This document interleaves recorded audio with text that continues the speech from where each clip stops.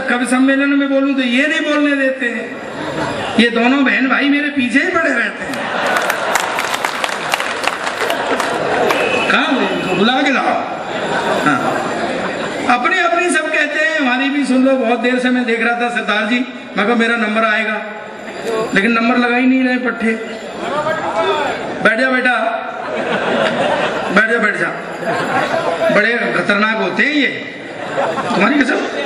ये ऐसा जवाब देते, किसी ने कह दिया बोले पासपोर्ट का साइज का एक फोटो खींच दे जिसमें जूते और सर आ जाए। कहता जूते उतार के सर पे रख ले।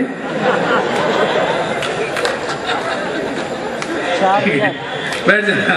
मैं आपको बहुत बहुत प्रणाम करता हूँ। वो इसलिए करता हूँ कि प्रयागराज बहुत पुरानी नगरी है, और जिस तरीके से आप पुरानी चीजों को सुनते हैं, क्या बात है आपकी। मैं आपको प्रणाम करता हूँ। अभी वो आए, एक टिप्पणी करता हूँ, समझ में आ जाए तो मैं यहाँ से स्टार्ट लेना चाहता हूँ। वो अभी कह रहे थे एहसान भाई, मैं मध्य प्रदेश से आया हूँ। अबे तू अकेला नहीं आया, पूरी दुनिया मध्य प्रदेश से आई है।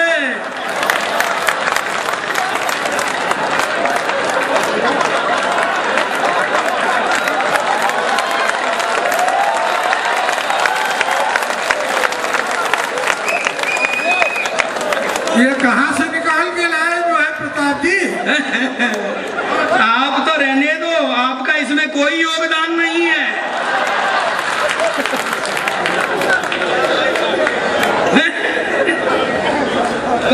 कहाँ से बोल रहे हैं आप? झापू भैया के पीछे से। हाँ, पीछे से हैं। कह रहे थे पिछली बार जब हम आए, आपने सुना होगा, अबे अवस्थी जी कह रहे थे, मैंने कहा ये कुंवारे हैं। बोले तुम्हें पता नहीं है, कुंवारों को बहुत सुविधा होती है। हमने कहा क्या सुविधा होती है कुंवारों को? बोले तुमको पता नहीं है, तुम बेवकूफ आदमी हो। कुंवारों को इतनी सुविधा होती है कि पलंग के दोनों साइड से उतर सकता है।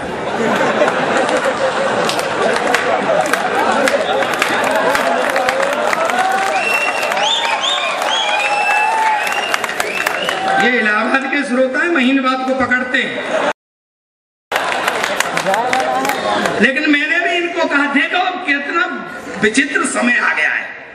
कोई अपनी बीवी को देख के खुश होता है, कोई अपने बच्चों को देख के खुश होता है। अब है जी इसी बात में खुश है कि पलंग के दोनों साइड से उतर जाते हैं।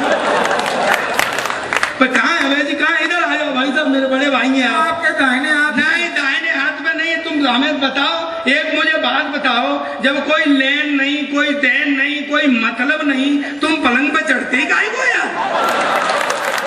ये वो है कि अपनी गर्लफ्रेंड के मोबाइल में पैसे ये डलवाता है, बात वो किसी और से करती है। आजकल के लड़के हैं साहब। मैं बता रहा हूँ सरदार, जब मैं इधर मुड़ता हूँ तो सरदार जी आप बिल्कुल मेरे सेंटर पे होते हो। और तुम्हारी कसम, जब सेंटर मिलता है तो मुझे झटके लगने लगते हैं। नहीं, इसका जनरेटर हैवी नजर आ रहा है वाली बात नहीं, आप नहीं समझते। सरदार के फेस टू फेस होने से स्पार्किंग होने का डर रहता है। मस्ती की, मैं मस्ती का आदमी हूँ, कोई टेंशन नहीं, टेंशन फ्री हो जाओ, बिल्कुल टेंशन फ्री। ये मेरे गुरु का पुत्र है श्लेष। बल्ले बल्ले। अच्छा, तो रोज रात को इतने बजे बोलता है क्या?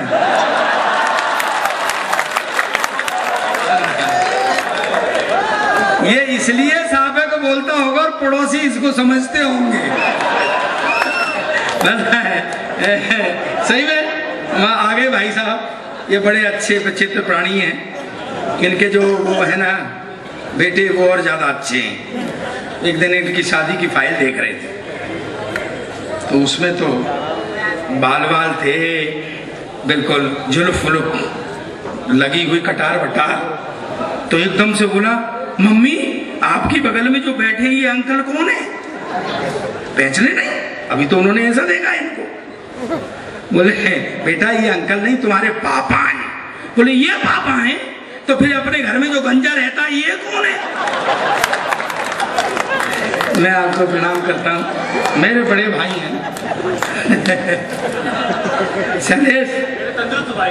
सलेश, तू बीच बीच में तेरी कसम थोड़ी देर खड़ा हो जाकर, इस गद्दे को भी सांस लेनी होती है।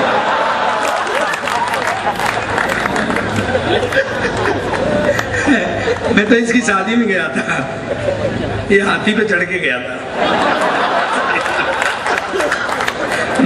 मैंने कहा अरे हाथी पे क्यों? कहता यार घोड़े ने मना कर दिया था। ब्याह तेरा होगा, आत्महत्या घोड़ा करेगा। अच्छा सच्चा कैसा बता रहा हूँ, जब ये हाथी पे चढ़ के वहां पहुंचा ना ससुराल वालों के यहाँ, तो वो सालियां इसकी बोला क्यों, कभी हाथी नहीं देखा है? कहती जीजा जी हाथी तो देखा है, पर हाथी के ऊपर हाथी पहली बार देखा है। सही में। अच्छा भाई इसका साला एक छोटा, वो भी हंसने लग गया। कहता क्या तेने भी हाथी पे हाथी पहली बार देखा है क्या? कि नहीं मैं तो इसलिए हंस रहा हूं, पट्टों ने क्या बैलेंस बनाया है। खाका पीछे तक लेना, मैं सही बता रहा हूँ, आधा घंटे तक तो वो हमारी बहू परेशान रही कि माला नीचे वाले के डालूं।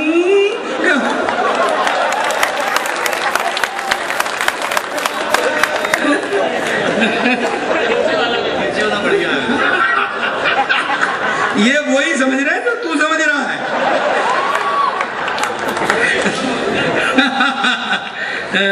मस्ती, आ जाओ भाई साहब, आ जाओ।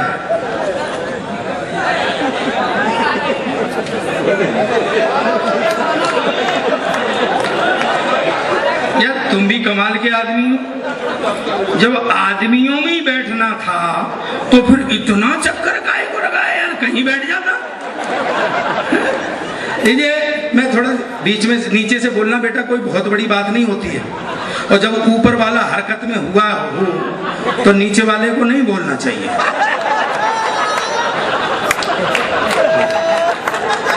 समझा? ये कोई बहुत बड़ी कारीगरी नहीं है नीचे से बोलना। इसको आयुर्वेद में कहते हैं पेट की खराबी, नीचे के बोलने को। तो मैं कह रहा था आप मेरे ऊपर बड़े बड़े अच्छे। अच्छा कभी आपने सोचा है, आज यहीं से शुरू होते हैं, कभी आपने सोचा है जितने चुटकुले वो सब सरदारों पर पड़े जाते हैं? कभी आपने सोचा ऐसा क्यों? मैं बताता हूँ। इसके दो कारण हैं। एक तो हमारी आइडेंटिटी है। हाँ, ये अभी एक चुटकुला पढ़े, एक आदमी था तो क्या फिगर बनेगी भाई, लेकिन जैसे ही कहते हैं एक सरदार था तो एक फिगर बनती है।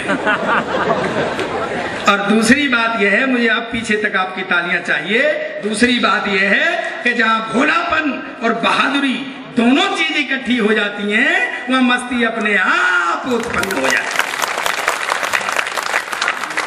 सुना भाई साहब, मस्ती से रहना, बिल्कुल खुल जाओ, टेंशन का कोई काम नहीं। टेंशन ये टेंशन देने के, ये टेंशन फ्री मशीन है, ये सब टेंशन भगाएंगे दूर के। टेंशन का काम नहीं देता हूं मैं। मेरे पास भगा हुआ आया, बड़ा टेंशन है, अबे मैं काय का टेंशन, बहुत टेंशन है, मैं काय का टेंशन है, मुझे इलाहाबाद जाना है, संगम नहाना है। तो मैंने कहा ये काय का टेंशन है? बोले नहीं नहीं मेरे पास एक तोती है, ये टेंशन है, उसको कहाँ छोड़ूं मैं, मेरे पास दो तोते हैं, छोड़ दे। अरे नहीं नहीं नहीं, मेरी तोती बड़ी चरित्रवान है। तो मेरे तोते गुंडे हैं क्या? चल दे, एक तोता राम राम राम, दूसरा अल्लाह अल्लाह, एक राम राम राम, दूसरा अल्लाह अल्लाह। बोला बड़े धार्मिक तोते हैं, मैं लिया तोती।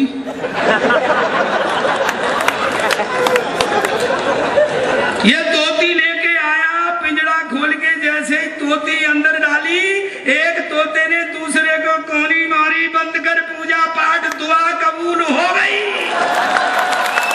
हो गई।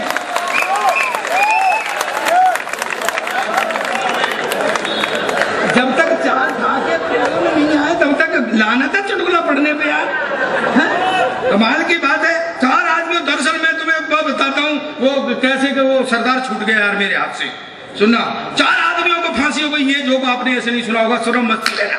चार आदमियों को फांसी हो गई, हिंदू मुस्लिम सिख ईसाई। माइथों से हाथ से निकाल के दे रहा हूं मैं मेरे कुछ मतलब होते हैं, बेवकूफी की बातें नहीं होती हैं ही यार। तो वो चार आदमियों को फांसी हो गई, हिंदू मुस्लिम सिख ईसाई खड़े हुए, इधर वो जेलर खड़ा, इधर वो मजिस्ट्रेट खड़ा, इधर वो खटका खींचने वाला वो बैठा है। बहुत जोर से चिल्लाया है। अब वो सबसे पहले ईसाई को खड़ा किया, बोले अपनी आखिरी इच्छा बताओ, अपने इष्ट को मनाओ। उसने वो बाइबल मंगाई और वो God save me and all वो जैसे ही किया, फांसी के फंदे का खटका दबाया, फंदा गले तक आया, रुक गया। बोले भाई इसकी तो सुन ली, गॉड ने बच गया, उतारो। फिर मुस्लिम भाई को खड़ा किया, उन्होंने भी कुरान शरीफ मंगाई, अल्लाह ताला को मनाया, जैसे ही खटका दबाया, फंदा फिर गले तक आया, रुक गया। बोले भाई इसकी भी सुन ली, अल्लाह ताला ने बच गया, उतारो। अब गुरु हिंदू, तब मजे लेना, माइथोलॉजी से हाथ निकाल के दे रहा हूँ आपको, आनंद लेना। हिंदू को खड़ा किया तो वो खड़ा ही रहा। उनकी अपनी आखिरी इच्छा बताओ, वो बोला पहले 1 साल की छुट्टी दिलाओ। बोले भाई 1 साल की छुट्टी क्यों? बोले जी इष्ट मनाने ही हो। बोले भाई इन्होंने तो 1-1 मिनट में मना लिए। बोले जी ये तो अल्पसंख्यक हैं। भाई उसका 1 गॉड, उनका 1 खुदा, मेरे तो पूरे 33 करोड़। भाई 1 मिनट में किस किस को मनाऊं, और जिसको नहीं मनाऊं वो ही मरवा दे। बोले नहीं, देवों के देव महादेव है, तुम उनको मनाओ। उसने शंकर भगवान को ध्याया, जैसे ही खटका दबाया, फंदा फिर गले तक आया, रुक गया। बोले भाई इसकी भी सुन ली, भगवान ने बच गया, उतारो। अब गुरु सरदार पीछे जहां तक सुने ताली आनी चाहिए, टेक्निकल उत्तर दे रहा हूं, मजे लेना। भोला और ऊपर महादरी 1 लाइन में। सरदार को खड़ा किया, उनकी अपनी आखिरी इच्छा बताओ। सरदार बोला बेवकूफ मत बनाओ, साले पहले से खटके को ठीक कराओ।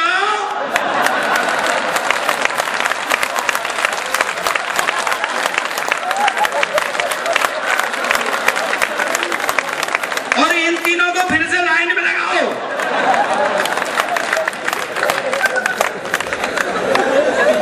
कितने डॉक्टर आए गिनते जाना। हाँ क्या है, मैं टेंशन वेंशन की बातें नहीं करता हूँ, खामा। अच्छा देखो एक बात बताऊँ, टेंशन बिखरा पड़ा है, कहीं से भी ले लो। कर्मचारी को टेंशन, अधिकारी को टेंशन। अच्छा कुछ लोगों को तो इस बात का टेंशन है कि उन्हें कोई टेंशन नहीं है। खामा का क्या मतलब? अच्छा टेंशन देने वाले दुनिया भर के लोग घूमते हैं। देखिए फिर बेकार की टेंशन कहाँ से हो जाती है। आप बाजार में घूम रहे हैं, आपसे अनजान आदमी नमस्ते करके चला जाए,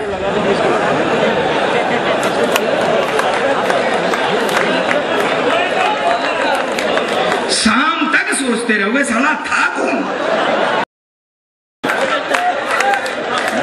टेंशन। और सुनो, ये तुमसे कह रहा हूं, अगर आप अपनी बीवी के संग घूम रहे हैं बाजार में और कोई खूबसूरत सी लड़की आपसे नमस्ते करके चली जाए, जिंदगी भर की टेंशन, जिंदगी भर पूछती रहेगी बता वो कौन थी, और जब जब मना करोगे तभी तभी शक करेगी। टेंशन बिखरा पड़ा है, लोग दूसरे खाम खा के टेंशन देते जाते हैं। कोई दीवार पर लिख गया इसको पढ़ने वाला गधा, अशोक सुंदरानी ने पढ़ लिया, खामखा हो गई। ये भी होशियार, इसने रूमाल निकाला, वो पढ़ने वाला मिटाया, चौक से लिखा वहां इसको लिखने वाला गधा।